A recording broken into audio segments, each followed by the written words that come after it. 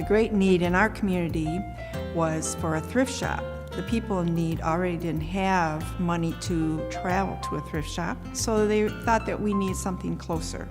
Well, I already knew Kathy had a heart for it. I already knew that somehow things just showed up in her doorway that got down to her basement.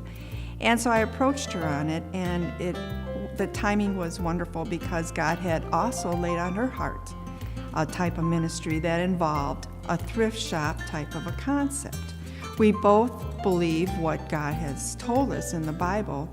If there's someone without food or shelter, do you say, oh, be warm, be well fed?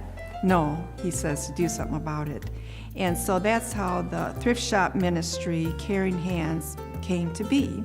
Kathy Braden is our outreach specialist, if you will. She's really our feet and hands on the ground in the community.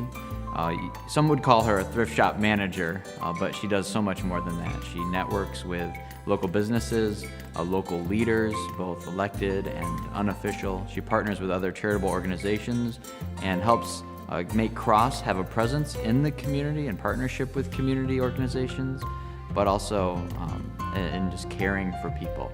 It is very easy for people to talk to Kathy. And through the talk, she can meet physical needs and then step up into their emotional, relational, and spiritual needs as their relationship grows. And that is what brings health and healing and hope to our community. It's a mainstay. The thrift shop has become a mainstay, and it's because of Caring Hands. She cares for people, and oftentimes is there as a first responder. So for example, a family or an individual, a house or apartment has burned down, or any other type of disaster. Kathy and the thrift shop are there to support them with actual tangible goods. You can easily walk into Goodwill and get what you need, but you won't get your spiritual need like you will from Kathy and the thrift shop. God is present there, and it's the place to go to hang out and hear from God and know He cares about you too. You can see that prayer is important to her because she has her staff praying for people that walk in the door. They start their day in prayer. They have a prayer corner. Instead of using that space for selling things, they use it for people to sit down together and pray. A quiet love for God. She is not in your face at all on her faith, but is very practical in, like I said, listening carefully to what a person needs, and just immense amount of compassion that comes from reading the Word. And again, she just has the biggest heart of anybody I know. She's just the most generous, caring person, and I know she won't like hearing any of these things because she doesn't take any glory or honor for herself. She really doesn't. She just loves the Lord.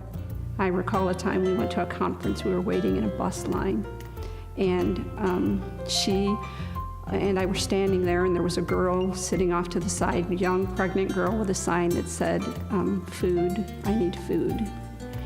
And I was standing there and thinking in my head, I should go over there. I should give her a granola bar out of my purse. I should, but if I get out of line, and by that point, Kathy had started to walk over. And she reached in her purse, took out a bag of snacks, gave it to the young lady, gave her the jacket that she had in her arm. She looked back at myself and our other companion, and she said, "You go ahead, I'll catch up with you." And I, was kicking myself going, I want to be like her, because she can do that without a hesitation. Reach out and touch someone in their need. She ended up praying with that young lady, and she got back in line and was no problem missing the bus, and it was just one of those times where you see how God works through Kathy.